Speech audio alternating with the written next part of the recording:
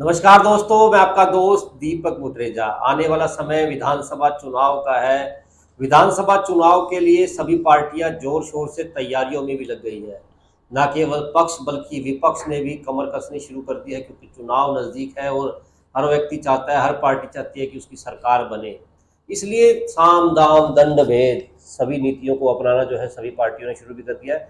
और बात की जाए हरियाणा के नेताओं की, तो हरियाणा में दोनों ही पार्टियां, चाहे कांग्रेस की बात की जाए चाहे बात की जाए बीजेपी की, नेताओं का लंबा फहरिस्त जो है वो बनने लगी है। अपने अपने फॉर्म जो है वो जमा हो करने लगे हैं। अगर कांग्रेस की बात की जाए तो कांग्रेस की लास्ट जो तारीख है वो 30 तारीख है। 30 तारीख तक नेताओं को अपने बायोडाटा जो है वो आला कमान के पास भेजने हैं, ताकि उसके बाद सर्वे शुरू होगा और सर्वे के बाद टिकट घोषित होंगी। हमारे साथ इसी विषय के ऊपर बातचीत करने के लिए अजय मल्होत्रा जी हैं। अजय मल्होत्रा जी वरिष्ठ पत्रकार भी हैं, राजनीतिक विश्लेषक भी हैं। सर, आपका बहुत बहुत स्वागत है।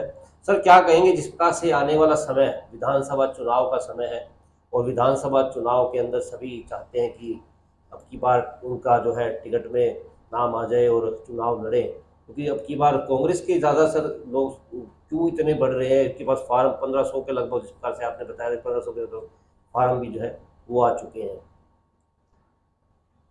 देखो, अब की बार का चुनाव इंटरेस्टिंग चुनाव रहेगा।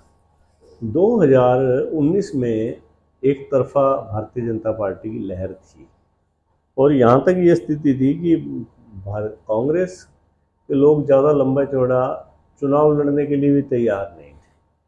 कई हलके तो ऐसे थे जहाँ धक्के से टिकटें भी दी गई थी।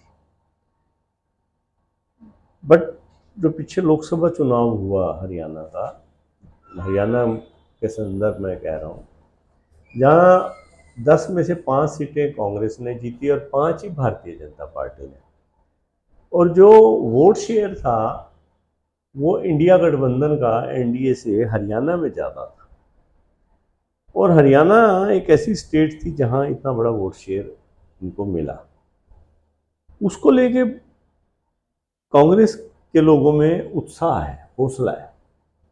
और यही कारण है कि अभी देखो 5 दिन रह रहे हैं कि 1500 फार्म जमा भी हो चुका है कांग्रेस की टिकटार्थियों के।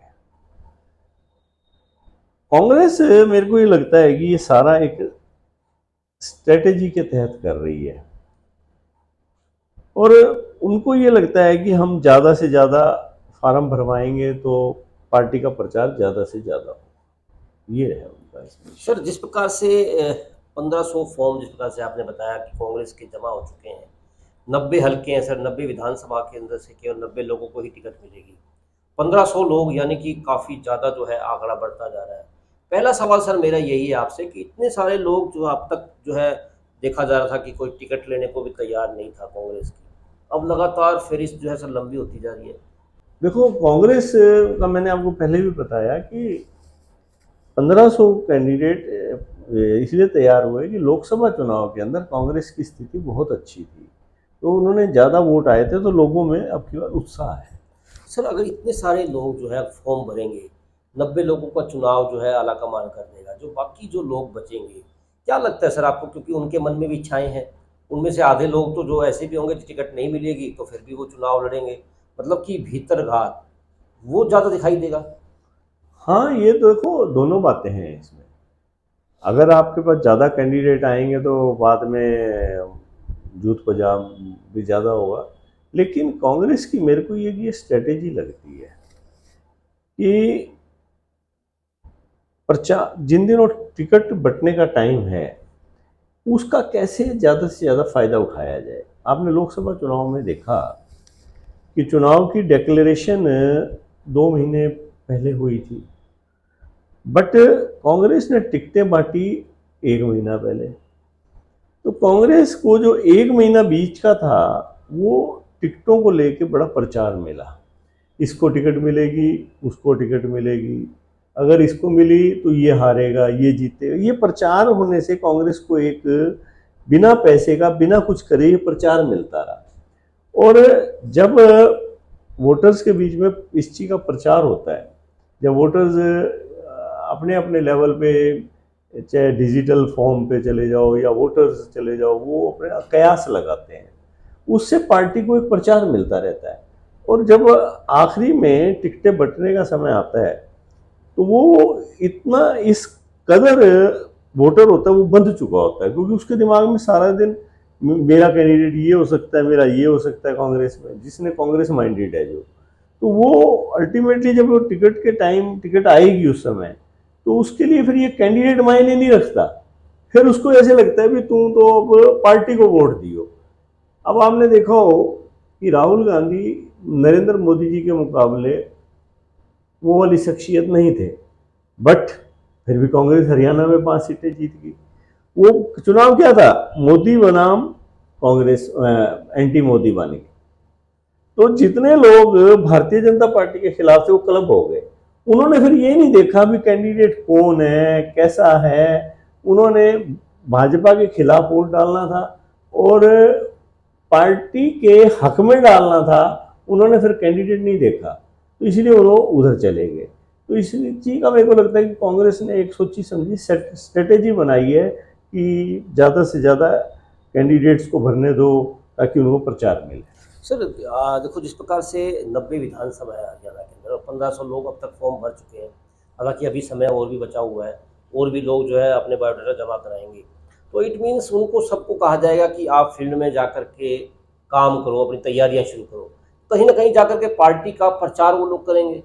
तो वही तो मैं आपको बता रहा हूँ ना कि पार्टी को प्रचार मिल रहा है, पार्टी को अपने आप एक कंपेन मिल गया उनको।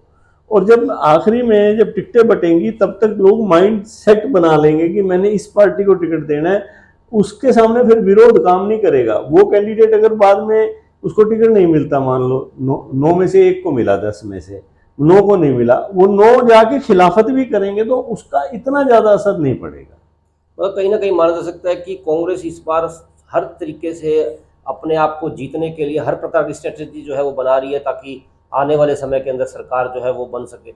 देखो स्ट्रेटेजी तो बना ही रहे हैं। अब देखो दीपेंद्र हुड्डा ने यात्रा शुरू करी है, 20 अगस्त से भूपेंद्र हुड्डा यात्रा शुरू करेंगे। 27 आपका ये जो अब जुलाई है, 2 दिन बाद ही शैलजा आपकी अंबाला से यात्रा शुरू कर रही हैं। तो कांग्रेस की यात्राओं का दौर शुरू हो जाएगा। पहले चुनाव में इतनी यात्राएं कहाँ होती थी, ज़्यादा से ज़्यादा लोगों को टच करने के लिए।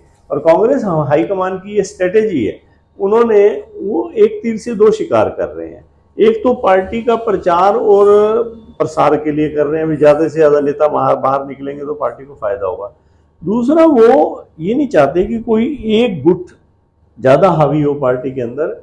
वो चाहते हैं कि एक कंपटीशन बना रहे और फिर सर्वे के आधार पे हम टिकटें दें, और जो लोग जीत के आए जिसके साथ एमएलए ज़्यादा हो, वो स्वाभाविक है भाई, हाईकमान का तो आशीर्वाद चाहिए ही, परंतु एमएलए भी तो चाहिए ना। फिर जिसके साथ ज़्यादा होंगे उसको वो मुख्यमंत्री की, अगर वो जीतते हैं तो वो उसको बनाएंगे। तो कांग्रेस ने अब जो स्ट्रेटेजी अपनी है, बड़ी वाइड स्ट्रेटेजी बना के चल रहे हैं वो।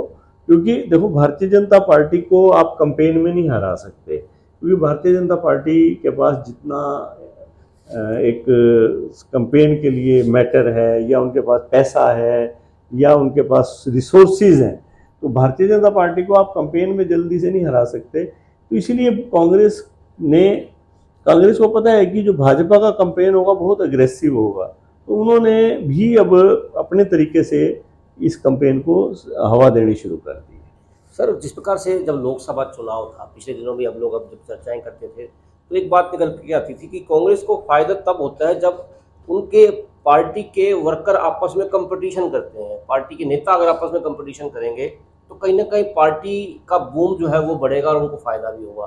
तो इसी प्रकार से विधानसभा के अंदर भी जिस प्रकार से अभी आपने बताया कि जो है कंपटीशन, जो क्योंकि शैलजा जी भी अपनी यात्रा निकाल रहे हैं, भूपेंद्र सिंह हुड्डा जी भी यात्रा निकालेंगे, तो इस तरह से कंपटीशन जो होगा वो कहीं ना कहीं कांग्रेस के लिए फायदेमंद साबित होगा। वो तो स्वाभाविक है। अगर आप ये देखो, एक तरफ ये प्रचार हो गया कि दीपेंद्र हुड्डा या भूपेंद्र हुड्डा मुख्यमंत्री बनेंगे, जो कांग्रेस का एक बहुत बड़ा वोट बैंक है, चमार, जिसमें एससी में चमार वोट बैंक है और एससी वोट बैंक है, या फिर गैर जाट और वोट बैंक है, उसके दिमाग में ये आ जाएगा कि भाई हमें तो घूमने का कोई फायदा नहीं है।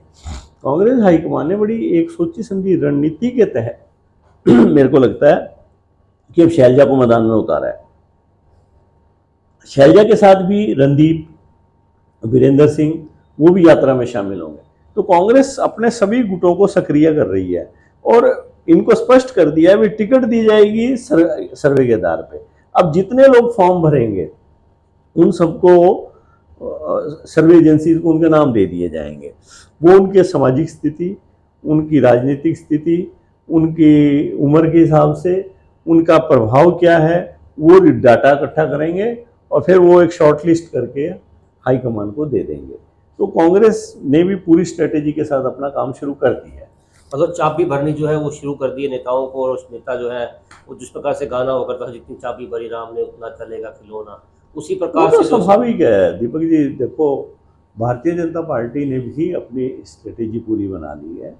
अमित शाह जी खुद इस कैंपेन को संभाल रहे हैं और पार्टी बड़ी सीरियस होकर चुनाव लड़ रही है, क्योंकि भारतीय जनता पार्टी के प्लानिंग के मामले में भाजपा का मुकाबला कोई नहीं कर सकता। अब आप देखो, उन्होंने पंचकुला मीटिंग ली, महेंद्रगढ़ में उन्होंने आके बीसी सम्मान समारोह किया, ताकि वोटों की पोलराइजेशन का भी एक प्रोसेस शुरू हो रहा है।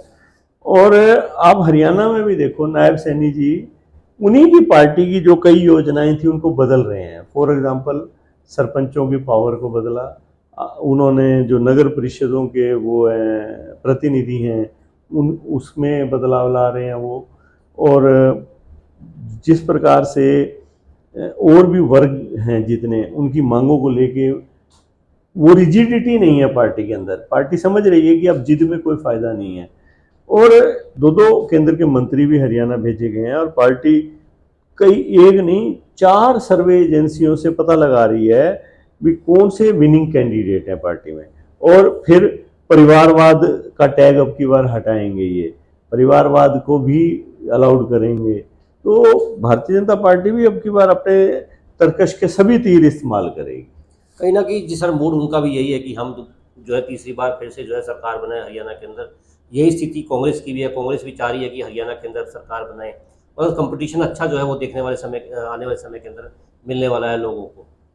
ये तो स्वाभाविक है। देखो, दोनों पार्टियां पूरी ताकत लगाएंगी। आप वोट शेयर देखो, दोनों का लगभग बराबर है वोट शेयर। तो ऐसी स्थिति में दोनों पार्टियां हर तरह का तरीका अपनाएंगी। भारतीय जनता पार्टी जहां अपनी स्ट्रेटेजी यूज़ करेगी, जो उनकी सत्ता की पावर है उसका इस्तेमाल करेगी। आपने ईडी का प्रभाव देखना ही शुरू कर दिया। कांग्रेस के 2-3 एमएलए को दबोच भी उन्होंने एक तरह से शिकंजा कस दिया है। इनडायरेक्ट रूप से भूपेंद्र हुड्डा पे भी शिकंजा कसा जा रहा है। बट कांग्रेस ने उसकी काट निकाल ली, दीपेंद्र हुड्डा को मैदान में उतार दिया। अगर भूपेंद्र हुड्डा पे कहीं ना कहीं आँच आती है तो दीपेंद्र हुड्डा पहले से ही मार्केट में आ गए हैं, उन्होंने यात्रा शुरू कर दी है। 15 हल्के भी उन्होंने कवर कर लिए हैं और आने वाले 2-3 दिन में 4-5 हल्के और कवर कर देंगे। 20 तारीख तक तो दीपेंद्र हुड्डा 40-50 हल्के अगस्त तक कवर कर देंगे। इतने में भूपेंद्र हुड्डा अपनी यात्रा शुरू कर देंगे, तो उससे बीजेपी भी कहीं को भी काउंटर हो जाएगा।